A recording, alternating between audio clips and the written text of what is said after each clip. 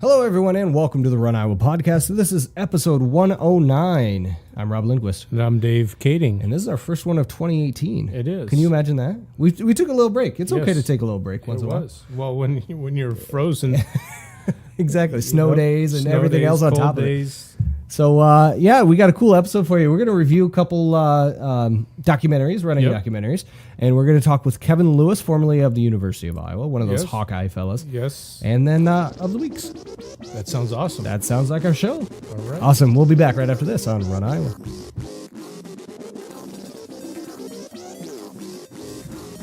Hey, Dave, how you doing? I'm doing well. How are you? Good. Deja vu just hit me. Oh, yeah. Like just now, it's like, oh man, I've done this before. Yes, you have. A couple times. Hey, I'm back on a running plan right now. Welcome to 2018. 2018. Holy cow. I've done 18 miles in so far. For the year, yeah. I think I'm up to like 12. But no, I decided I don't have any races that I've actually signed up for. I know I'm going to sign up for a couple. But I did the Nike plan. I've done it before, and I'm going to do it again. But I just picked a day like the first week of January or July or something, and I said, let's do a long plan. So I'm slowly doing it, and I'm also doing I'm retrospectively went back and said, I'm going to do a full body, full mind. So I'm also working out. My wife got a gym membership. I mentioned on Twitter. Yeah. So I'm. Can you tell how buff I am? I know. I'm super buff. My wife did the same thing. She got roped into one of those holiday specials. Yep, that's what we did. And did it Planet Fitness. And so we're at the Y. Yep. And so that's our goal. We haven't reached the goal as going. You know, I talked to you about the Y stuff because they've got the swimming pool, and that'd be cool, and she'd really like that. And I'm going to try to do a try, so hopefully maybe that's an incentive. But Planet Fitness was so cheap. Oh, yeah, absolutely. And she can take a daily guest. Oh, so we don't have to do a family membership. We can just do one single and take a guest. I mean, you didn't hear that, Planet Fitness. Right. But so you might not get it daily. You might have excellent, but I don't go daily. Right, so, and you just say, all right, whatever, and go. And anyway. Looking forward to, everybody has their resolutions and things like that. And it is January, let's say 18th today. So most people have already stopped their resolutions. But I'm just starting mine. Right. Yeah, exactly. So we're on track for that. So I wanted to talk a little bit about a couple documentaries we watched. You told me about Ultra High. Right. It's on Amazon and Netflix, and it might be somewhere else too. Yeah, I thought sure, I saw. it's out there. But it's out there. It's called Ultra High, and it's basically a story. Go ahead and say that. Well, it's a story. I think it started about 2010, if I remember correctly. Yeah. Yep. And the goal of the organization and the people setting it up is they wanted to have the highest elevation wise increase and decrease and that of any ultra marathon out there, and their goal is to get it to be one of the top 4 or 5 ultras. So it started and they're running in the Himalayas, and I think if I remember numbers, and I could be off by a few thousand feet, but it's still they start like at 14,000 feet, they climb to roughly 18,000, they descend to like 6,000, and they climb to just over 18 and then finish. And it was pretty amazing. Now, we were talking about it just off the air a second ago, whether we liked it, and we watch it with a different critical eye. I think so, yeah. And so I watch it as being the physiological science and then the outdoor part of it. Right. And I'm like, oh, this is cool. It's great watching them. I mean, they're running, and it's hot and sweaty, and then they're running in snow, and they actually had to stop runners. Because of the weather. It was too cold and too snowy because the rock is too slick to run on. So they had to delay them in a little village that's about the size of a Walmart. That's right, yeah. Do it. And then you are saying the whole time. Yeah, being the journalism guy that I am, technically speaking, I didn't like the movie. Right. I thought there were parts of it where editing was done poorly to tell a story. I get that they were telling the story of the race, but they didn't focus on 1 or 2 characters, and there were only 6 runners in the race. That's so crazy. Very easily could have focused on each of the runners and still told a story with them. And then they had some editing issues with audio, and music was up too high, and don't get me wrong, it's hard. It is super hard to do a documentary at all, let alone trying to put something together like that. But I felt like there could have been some other things done with it, and maybe it was just a first time thing for that person. But technically speaking, from the videography aspects of it, I didn't like it. It wasn't pleasing to me, so I didn't get as interested in it as I could have, because those things were ticking in my head. I absolutely. But I still watched, because we had a common interest in the story. There was the runner that we were talking about just recently. So hopefully a future guest that was on the had run it, and that was her second time, and she finished. But I agree. That was probably the biggest shortcoming, maybe not the audio visual part of it. Right. They didn't do enough. There's only 6 runners. They didn't follow all 6 runners enough and tell us the story. Right. And I think they could have. That's the thing that bugged me, is I really think they probably could have. It shouldn't have been that difficult. Because there were a couple of times where I felt like they just focused on something that wasn't important to the storytelling. Anyway, that was just me. But that's me being pretentious. Right. But if you want to see a video, and it's not overly long, I think it was about an hour. Yeah. And just see what it would be like. First of all, if you're lucky enough ever to get to the Himalayas, you're luckier than I am. But if you just want to see what it is like to be foreign and running in that part of the world, and we hear so much about Afghanistan, Pakistan, and all that, the geography is very similar in what that barren wasteland looks like. Sure, yeah. Watch this video and just see how sparse everything is. The thing that got me too while watching this, we've talked about it before, is running on a road, and they're running up this 1-lane road up the mountain, and the vehicles aren't getting over. They're like, screw you, we got stuff to do. And you watch that, and as a runner, you're like, what an asshole, right? But that's just what they had to put up with. Right, and that there's no place to go. Right, it's the road, and you're watching them run and walk and hike and do whatever they're doing because they're going up. Yeah, it's so high in altitude. One of the runners that ultimately he fails to be the winner because he gets altitude. Oh, sickness. That's right. Yeah, that's right. So that was interesting watching his whole ordeal, and how I believe the whole race is organized by I think he was a Pakistani sports medicine guy, is the guy who orchestrates the run and wants to do this. And so they really had a real strong medical support staff they were every 10 miles, they were weighing the runners, and they had to fall in a certain category before they'd pull them off and say, all right, you've lost too much weight, so we need to up your caloric intake and do that and monitor their urination, their water intake, all that stuff. So it was really, they did a good job of showing that. I completely agree with that. That part was pretty neat to see, just the aspects of checking their health and everything going on. Yep. But yeah, it's an interesting watch. When you're sitting here, teaching your home, and it's Christmas vacation, and it's 27 below wind chill, you get to watch some running shows. Absolutely. Well, let's talk about the other one. We actually had this one come through on our podcast. Yes. Twitter, and it was Cuin Squaw, and it's about a 45-minute, and it's the neat part about it is it's local. It's about a guy from Omaha area, our area over here on the west side, and he trained at Hitchcock Nature Center. And you can find it on YouTube, Cuin Squaw. It's Jimmy Brown story. I'll make sure to retweet it here on our Twitter, so check the Twitter handle for it. But it was a very cool story, and I'll just tell you real quick, it's your everyday ultramarathoner story. And he entered into the lottery for Western States, and he got in, and Jimmy Brown got in, and so it talked a little bit about his training and how I guess what it was like to get into a race that not a lot of people get into. No. Even I know some of our running buddies have tried different lotteries to get into and not able to do. But the cool part for me was in the first, I think 10 minutes of it, there's a shot at Hitchcock, where it's right around here in Council Bluffs. And Jimmy's Jeep is there. I'm pretty sure it's Jimmy's Jeep. I don't know who's for sure, but I think it's his. And I was like, son of a bitch, I've seen that Jeep. I know that. How cool is that? And the whole thing was done and produced on an iPhone. Right. And using free apps for the most part. So it's very cool to watch and to relate to, especially a local run and then getting out there to Western States. And Casey was in it as well. This was, I think, one of the hardest it talked about the 2017 race. Right. So it's very recent. Yep. And it was one of the hardest Western states out there, and not many finishers and all that. And I won't ruin it for you, but go and watch it. It's again, Cuin Squaw, Squaw, which is Western states related. If you didn't know that, which I didn't at first. It never crossed my mind. I was like, duh, I'm an idiot.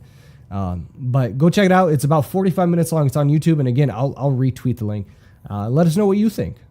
About it as well. Right. It's cool, and it's neat watching, for those of you who are on the western side of the state or in Nebraska, a group of runners that you're familiar with. And we've had several of the GOATs runners as guests on here. Yeah, I saw Scott in there and Ron, and then I was like, hey, I know these guys. So like, you know them, and if you don't know them, you've heard of them. And then for us, because we're right here and you see him out, I'm just watching it again right now. And he's running the hills at Hitchcock. And I know his pain. Yeah. You know, I've been out there many times, and it's fun to see that. And Jimmy's wife and I believe son, and I apologize if it's not, but I'm pretty sure it's his son, Jacob, were in the documentary and help him training. And it talks about the training and the preparing and what he went through during the race, and it's very cool. Go check it out if you get a chance. Again, Cuin Squaw on YouTube, and I'll tweet it out. It's awesome. Very cool. And then that's kind of our documentary. If you have a documentary maybe we haven't seen yet, send us a tweet or something. We'll take a look at it and we'll review it. The Barkley Marathons we loved. We've talked about that. We've talked about a couple other ones I can't remember off the top of my head. There's a good one out there, and maybe we'll do a review in the future. It's the Thin Grain line. About you told me about that. The cross-country coach over in Illinois, and it's a good show. I need to go watch that. Yeah, it's fun. But if you have any other documentaries you want to let us know about, please do, and we'll check them out, and we'll give them a review.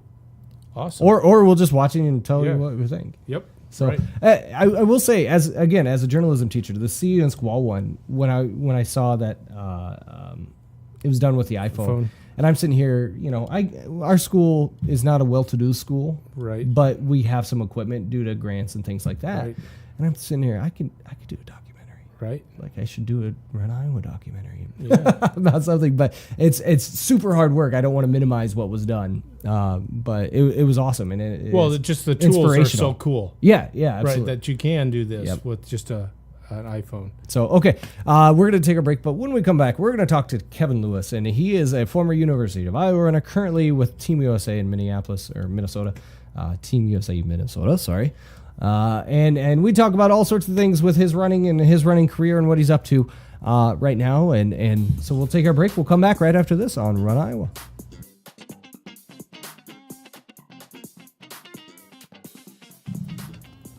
All right, and welcome back to the podcast. On the line with us now is Kevin Lewis, former University of Iowa runner.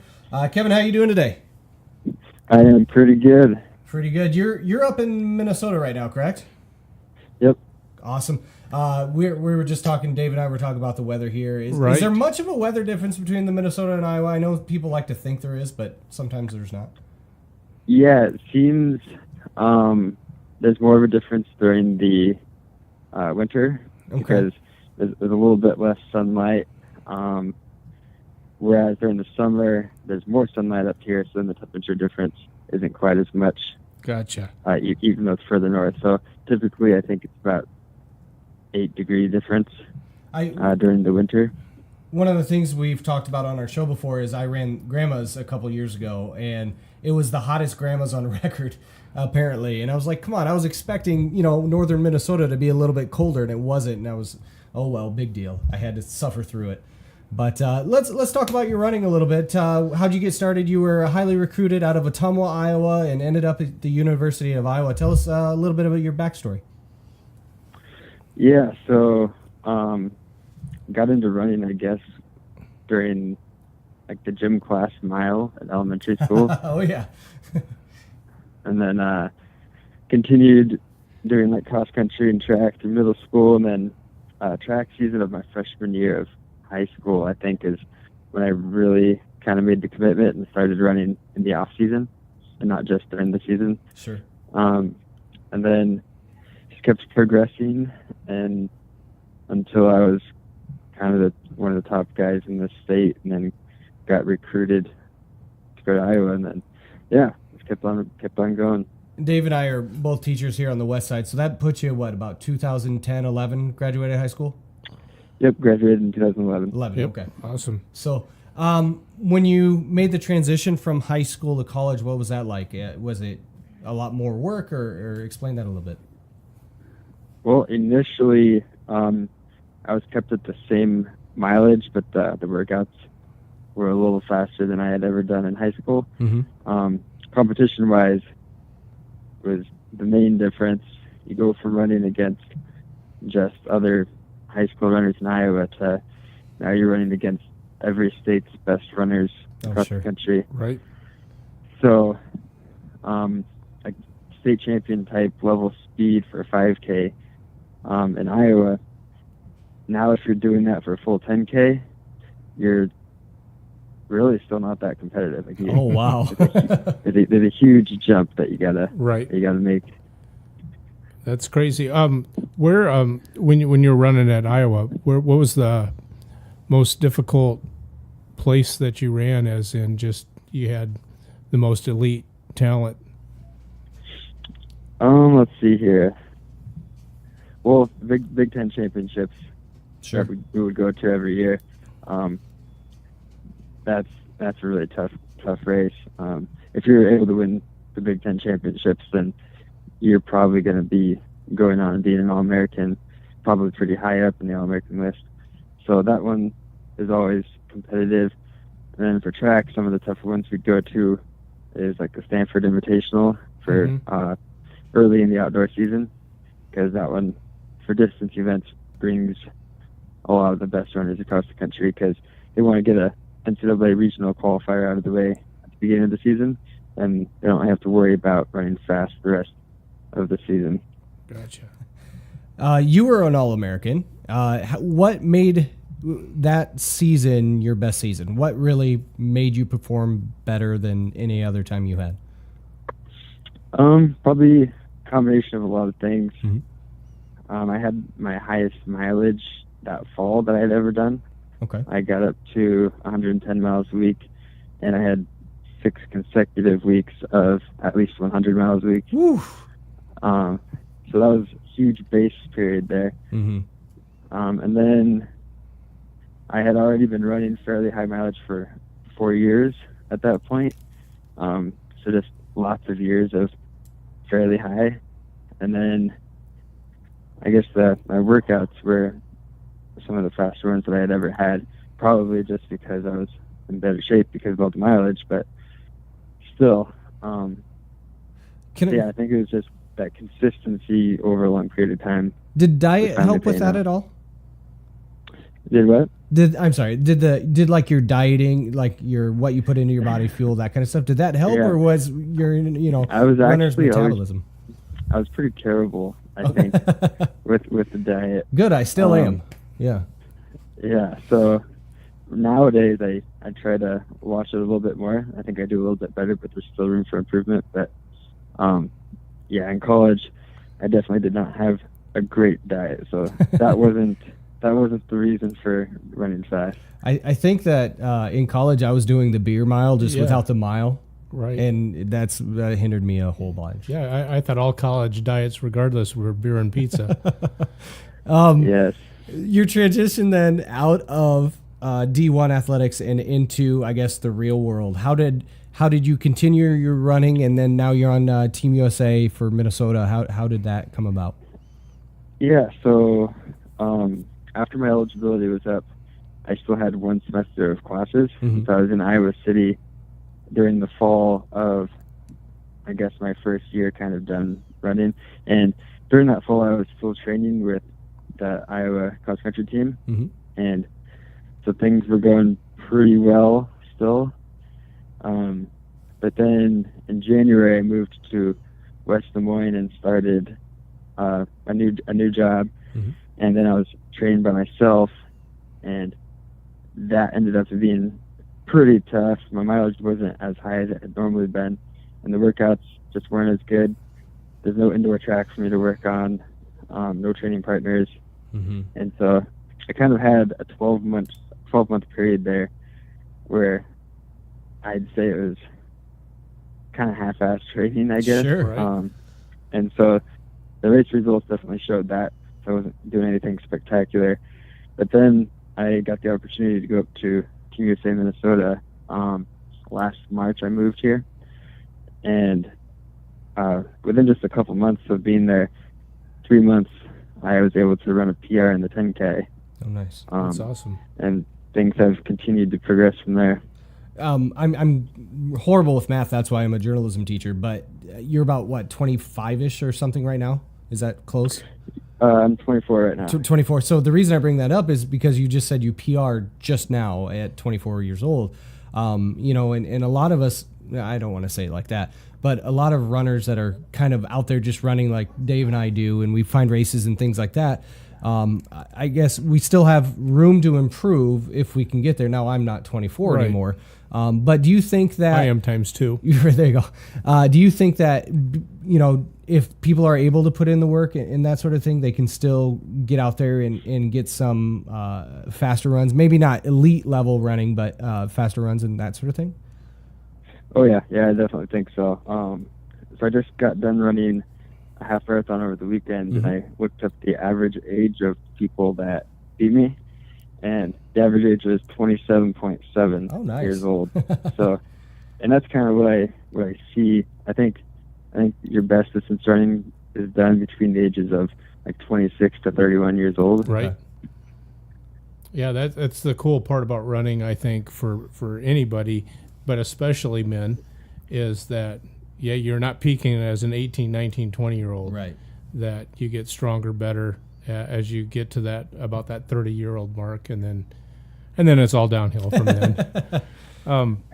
So I was looking at your USA little bio and stuff that you've done, and your personal records and such. What right now, you know, competition's changed a little since you're not a collegiate runner anymore, but what's your preferred race? What do you really like to do? And then what are you the best at? Yes, I think what I prefer to do is 5K and 10K on the track. Mm-hmm. And I think my best distance is probably the 10K on the track. But yeah, definitely those. I'm working towards the longer stuff, so trying to kind of fine tune the 10-mile half marathon type distance, because I know probably after the 2020 year, I'll probably be fully transitioned to that half marathon and marathon type distance. Right. So yeah, it's a few years left here at the shorter 5K, 10K stuff, and I want to run really fast at those distances. So that's my focus right now. That's cool. I have another question for you, just because, you know, we sit here and talk to different guests and such, and most of our guests of late, probably of all of them, are closer to our age, in the, you know, mid-30s. Hey, to I'm 50, still young. Mid-30s to 50-ish, and we're running a lot of ultras and marathons and half marathons, and short and fast stuff isn't necessarily what any of our friends really do. But we were watching and we were talking about Galen Rupp and going from, he was a 5K, 10K runner, and now all of a sudden he's running marathons. How tough is that transition for being an elite 5K, 10K kind of runner to now somebody who can compete in halves and full marathons and be just as competitive, if not maybe even better? Yeah, so I think it's important to kind of try to hold on to that 5K, 10K speed as long as possible, because even when you're training at that distance, you're still building more and more base throughout the year, so that when you do go to the longer stuff, you're going to succeed. And when you're able to pull that 5K, 10K speed into the longer distances, you're going to have good success. I think that's what Galen Rupp is doing, having not really touched the really long stuff until the age of like 29 or 30. Right. He had kind of perfected that 5K, 10K speed, and then just brought that right into the distance, like the half marathon. Right. And that's why he's having good success. Yeah, it's amazing watching him being a spectator, that you watched him a handful of years ago, and here he was running the 5K, 10K in the Olympics, and then by the next go around, here he is competing in the Olympics and runs the fastest. I think he ran the fastest U.S. marathon qualifying time. Well, he got first. It's amazing that because they're so different. 5Ks, 10Ks, and full marathons are such a different race. It's amazing. So, do you have aspirations to be a marathoner? Yeah, eventually. Probably. So my goal was from the 2020 Olympic trials for the 10K on the track, and then maybe that fall, run a fall marathon, and that would probably be my first one. Super. And then from then on, I'd be focused more on those road races and the marathon periodically. Cool. I have a question about the track racing a little bit, and the difference between track racing and road racing, and the mindset that you might have to do so. So I get the basics of, you might want to, I don't know if drafting is really a thing on the track, but finding somebody to pair yourself with to stay with in pacing wise. But what kind of differences could an average runner like me see if I went from road racing to track racing and then back? Yeah, so the track is just a lot faster. Mm-hmm. It's even if you find a really flat section of road and do a road race on that, still the track is just so much faster. So you have to be really sharp to run some fast track stuff, whereas on the road it's more just strength and grinding it out. So, that's one big difference is being sharp when you hit the track. Okay. What's your I forgot what I was going to say. I'll let Dave. So 2020 Olympic trials is your I suppose short-term goal because it's 2018, so that's 2 years out, right? Yep. And your training, I suppose, with being Team USA up there in Minneapolis and stuff, what's your training schedule like, and who do you work out with, and what's that whole format? Yeah, so we have workouts on Tuesdays and Fridays. Right now, our Tuesday workout is usually on the track. We're currently going to University of Minnesota's indoor track to do that. When it's nicer outside, we go to either McAllister or St. Thomas, one of those tracks. Okay. And on Friday, we do a longer road workout. So we'll go on the bike paths at various places around the Twin Cities. Mm-hmm. And then Sundays, we typically meet somewhere for the long run. Sometimes soft surface, sometimes just somewhere on the bike paths. And then the other days of the week, so a lot of us still have kind of normal jobs or part-time jobs. Right. I'm a software developer at a company called CHS. So, Nice. So I come out here. I'm on a different work schedule kind of than some of the other people. So a lot of those other days, I just do my easy run on my own. But sometimes I have a roommate that's on the team, and so sometimes we'll meet after I get home from work, and we'll go for a run. But typically it's just those Tuesday, Friday, Sunday days that the whole team meets up and does the workout. And then who I do the workouts with, my roommate is one of them, Ryan Rutherford from Illinois State. And then we have Danny Doherty is one. He ran for Loyola. Tyler Germain, he ran for Iowa State. He's more marathon focused, but sometimes we run the longer workouts together. Who else do we got? A couple new guys. Probably shouldn't say their names yet. But don't worry, only 7 people listen. But yeah, got some new people hopefully joining the team in the next month or so. Cool.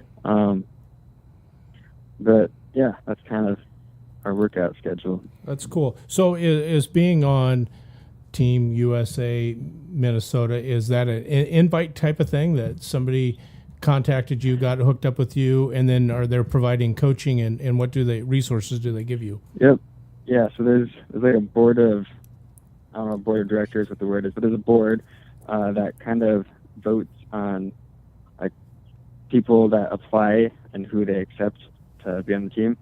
And because there's resources that we get, and there's a limited amount of some of that, and so not just anybody can. Right.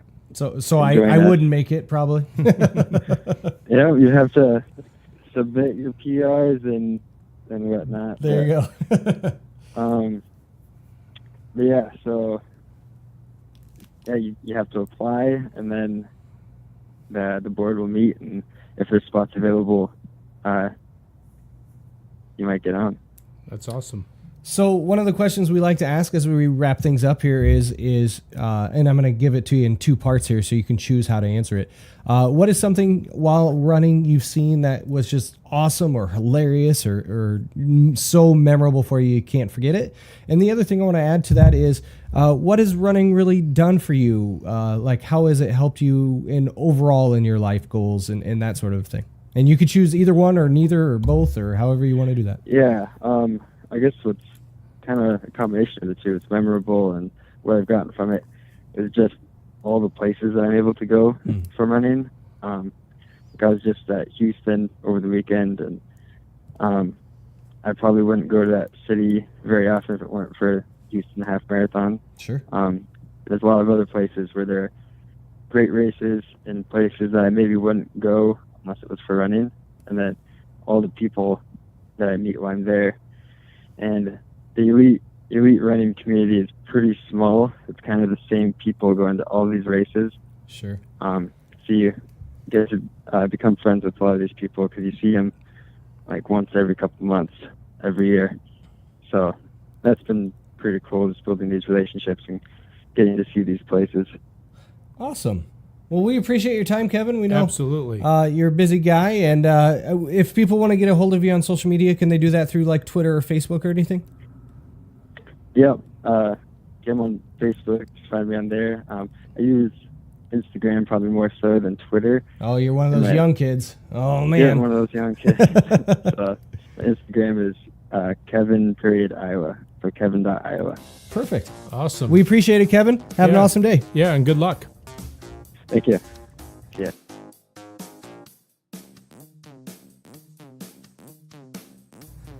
All right, it's time for the of the weeks. Yeah, by the way, the Instagram thing, I have a RunIowa Instagram. I just don't ever use it. I use my personal Instagram once in a while. But we will try to get some RunIowa Instagram. Maybe that'll be my maybe that'll be my 2018 resolution right there. Right. Use RunIowa Instagram a little more. Maybe not. All right, time for of the weeks. I'm going to start us off with the race of the week, and this one actually is something we've mentioned millions of times before. But guess what? We're not going to mention it after this year. It's the 2018 Dam to Dam. It's the last race. It is. It's the last Dam to Dam officially. Really? Now, I'm guessing there's going to be somebody comes in and changes. Is there it a little reason bit. for that change? This is new to me. You didn't know this? No. Oh, no. Des Moines Register reported on it toward the end of last year. See, there's why I don't know anything, because I would not read an Iowa newspaper. That's true. You're Nebraskan now. You're back in Nebraska. Yeah, I'm back home. Yeah, Dam to Dam is it was an all volunteer and board and stuff like that, and they couldn't continue running it for different reasons. So it'll no longer be Dam to Dam, but I believe, if I'm remembering correctly, and I know Lance, who we've had on the show before, writes for the Des Moines Register, did an article on it, so go check it out, fact check, do a Google search. But I believe somebody is thinking about purchasing the race or something like that, and they're going to run it, but it won't be Dam to Dam. So this will be the last official Dam to Dam. I believe it's the 38th year, if I remember correctly. That might even be wrong. Don't quote me on that. It's got to be like 50. Gosh, I might have to. But put it's going to be it's going to be the original distance back to the 20K, not a half. And there won't be a no 5K or kid fun run this year. Okay. So it's just the 20K. And sign up for it is March 15th. So make sure you get signed up. That day is when it opens. Okay. So let me just hold on. March 14th. It's a Wednesday. So make sure you get signed up. You can find all the information online. Dam to Dam. Cool. Website or active or Running USA has it all. Go check out Lance's article too. If I remember, I'll go tweet that out for people. But yeah, so it's the last Dam to Dam. Oh, that's sad. So Nicole and I have ran it I've ran it 3 times. I think she's done it twice. We did it on our 5th wedding anniversary. It just happened to fall on the same day. And if I remember correctly, it is on our wedding anniversary again this year, which will be our 11th anniversary. Oh, so you have to do it. So we have to do it. So yeah. we might as well do it. Right. Awesome. All right. Tip of the week. Tip of the weeks. Since it's the start of the new year and we'll have a lot of people around, friends and whatnot, whether it's us or friends of listeners, we always will have new people to the running workout program. So my tips of the week, 5 tips for new athletes, nutritional tips for new athletes and things that people might not know.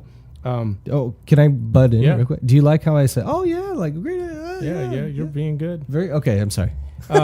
So tip number 1, don't exercise on an empty stomach. You should take in fuel 30 to 60 minutes before you exercise with something that's easy to digest and carbohydrate rich. There's a list of good snacks: low-fat yogurt, bananas. Be careful. Toast. Don't eat right before you work out, though, too, because your body's trying to digest that food. Right, so all the blood goes to your stomach. Right. So you want to do it a half hour to hour ahead. Oatmeal, just some basic stuff. Yep. Let's see.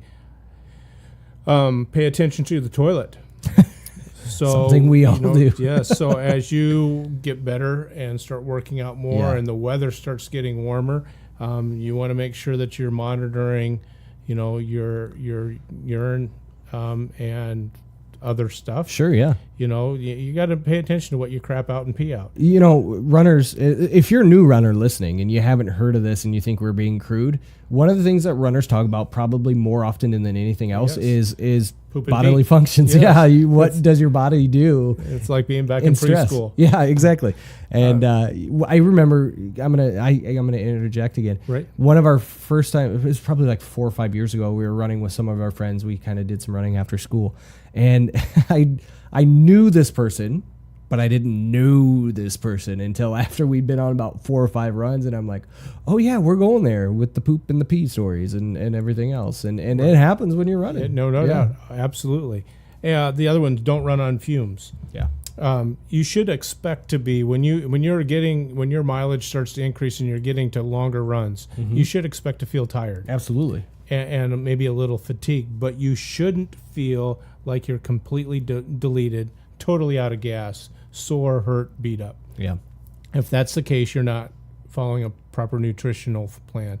So you got to make sure that you are putting gas in the gas tank. So if you're exercising more than 60 to 90 minutes, you need to make sure you're replenishing carbs as you work out. And it gives you stuff that you can do for that, pretty basic. And then also we're going to start getting to where you notice that you're running longer distances, you're working out harder, and you'll get back home and you look in the mirror and you got crusty salt on your face and the brim of your cap. Yeah. So you need to start accounting for that. That's right. You need to take in electrolytes, salt. I've learned the hard way now. The last 2 times I've ran a race is it's not as simple as just taking in water and stopping at a Gatorade stop. If you're not doing it ahead of time to where your body is completely filled with those essential things, that you're going to suffer cramping, poor performance, and it happened to me in Chicago, and I thought I was ready for it. So just a little word of that, then things that you'll know: muscle cramps, headache, fatigue, nausea, disorientation are all signs that you are out of that electrolyte balance. Gatorade has a new product out, not that I'm plugging Gatorade, but it's called Gatorade Endurance, and it's, I think, 2 times the sodium, 3 times the potassium, and like 1/10 of the sugar that normal Gatorade has, so it's really built for endurance athletes. Try it. It's good. I like it better than regular Gatorade because it's not so sweet. But there are some things out there, some easy tips, and then just make sure you respect your body after you exercise. I ran this morning and it was 12 degrees when we got done. You got to make sure you take in some fuel afterwards. Protein's really important. So there's some tips for new runners and nutrition. Love it. You can also find that information at RunIowa.org. We're going to put the information in our show guide. You can find other things on our website in case you're a new listener here to the podcast in 2018. First of all, we appreciate you, all 7 of you. or 13, whatever it might be. But check out the website. We do offer some gear too. We're not trying to make money. We're just looking to cover costs. Yeah, some fun. But check it out. We have some. I wear my stocking cap every day right now. Yep. Like every chance I get, that's what I'm wearing. You pick the ugly color out. I love the bright green. In fact, so completely unrelated. Actually, no. Let's take a break real quick, and I'll come back with a completely unrelated. We'll close the show right after this, episode 109 of the RunIowa podcast.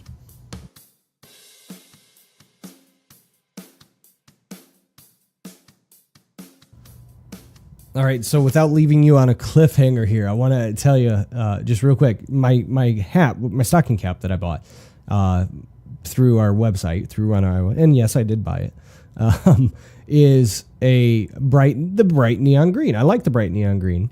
Right. If you've seen it, my RunIowa, my Instagram post, I don't remember what it is. I think it's Rob_Lindquist on Instagram. I keep track of my running on there so I don't bombard people all the time on Twitter and stuff with my running. But I have a pair of bright green Scoras running shoes that I enjoy very much. And so the stocking cap matches. Anyway, I'm a fan of the bright green. My watch band, we've done a review on my watch before, the TomTom Spark 3 music, blah, blah, blah. My watch band has been breaking lately. And so I'm literally holding it together with super glue in 3 different spots right now. But I finally broke down and ordered one. And I ended up getting a bright green one. I was like, yay. A bright green. Now, I wear a watch all the time anyway. Mm-hmm. So I also ordered a black one, just in case the bright green one isn't appropriate for some places. Right. Hey, just speaking of that, and you're talking about your hat, and I'm looking at the stuff that we have. Uh-huh. Do you know on our website it says clothing? On the mobile it does, because it didn't fit, and I did notice that on the mobile, but on the actual website at RunIowa.org, if you go on a computer, it does have the full on there. Okay. I will tell you too, as a journalism guy, and this is completely something I probably shouldn't admit to, it took me about 10 times to write the word merchandise correctly. I kept spelling it wrong, and I couldn't figure out why I kept spelling it wrong. Anyway, that's something completely different. That's it for this show. You can tell because we're done. Yes. This has been a good episode. Yes, I enjoyed it very much. If you have ideas for episodes, guests, or want to just get in contact with us to maybe advertise or anything else, you can do so through our Twitter at RunIowa or Instagram RunIowa or Facebook RunIowa, or email Dave and Rob at DaveRunIowa or RobRunIowa at gmail.com. Awesome. Cool. Thanks, everybody, and happy trails. Happy trails to you until